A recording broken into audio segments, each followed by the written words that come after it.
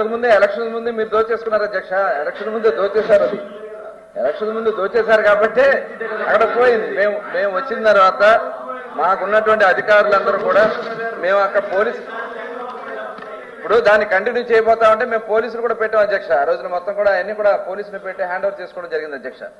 అసలు అడ్డు అదుపు లేకుండా వాళ్ళు చేసినటువంటి దోపిడీ ఇందాక మీకు అన్ని కూడా డీటెయిల్ గా చెప్పాం అధ్యక్ష. అది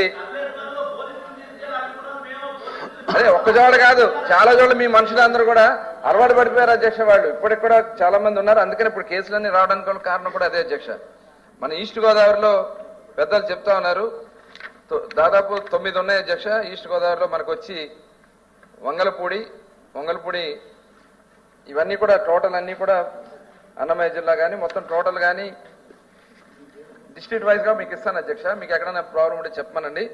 అట్లాగే మేము కట్టినటువంటి కేసులన్నీ కూడా అధ్యక్ష ఇందాక నేను డీటెయిల్ గా చెప్పాను. ఎంతమందిని అరెస్ట్ చేశాం, ఎంతమంది మీద కేసు బుక్ చేశాం, 810 వెహికల్స్ సీజ్ చేశాం అధ్యక్ష. అంటే ఎక్కడన్నా ఇలాంటి పొరపాట్లు చేసినా వాళ్ళ మీద కూడా సీజ్ చేస్తున్నాం. అలాగే మెకనైజ్డ్ సంబంధించి కూడా ఉన్నా కూడా వాటి మీద కూడా యాక్షన్ తీసుకుంటున్నాం. వాళ్ళు కూడా యాక్షన్ తీసుకుని వాటి మీద మెకనైజ్డ్ ఎక్కడ మెషిన్స్ వాడుతున్నారో పర్మిషన్ నుంచి వాటి మీద యాక్షన్ తీసుకున్నాం అధ్యక్ష. అట్లాగే నెంబర్ ఆఫ్ కేసెస్ 369 ఫైల్ చేసాం అధ్యక్ష.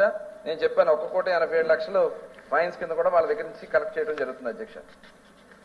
ఓకే ఓకే ఓకే దయచేసి మెంబర్స్ కానీ మంత్రులు కానీ దయచేసి గమనించాలి. క్వశ్చన్ అవర్లో మరి ఇంత ఎలాబొరేట్ గా అడగటం కానీ చెప్పడం కానీ జరిగితే అరగంట అవుతుంది ఒక్కో క్వశ్చన్ కంటే.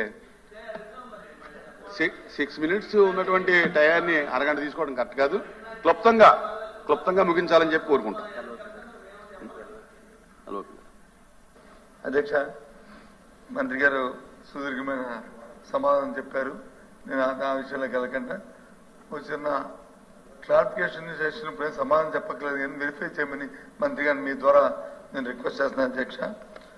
2024లో ఈ ప్రభుత్వం వచ్చినప్పటికి జిల్లాల్లో ఇసుక 10 టన్నులు కానీ 20 టన్నులు కానీ లారీ ఇసుక ఎంతకు దొరికేది? శాండ్ జిల్లా హెడ్ క్వార్టర్స్లో కానీ డోర్ డెలివరీ కానీ ఎంతకు దొరికేది?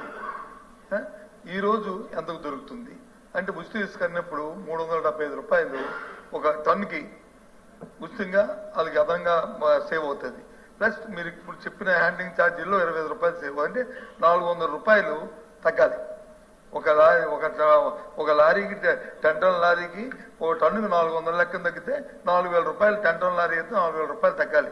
దయచేసి అది తగ్గిందా లేదో ఒకసారి వెరిఫై చేయమని మంత్రి గారు మీ ద్వారా రిక్వెస్ట్ చేస్తాను. నేను దాన్ని కాంట్రవర్సీ పోలేదు.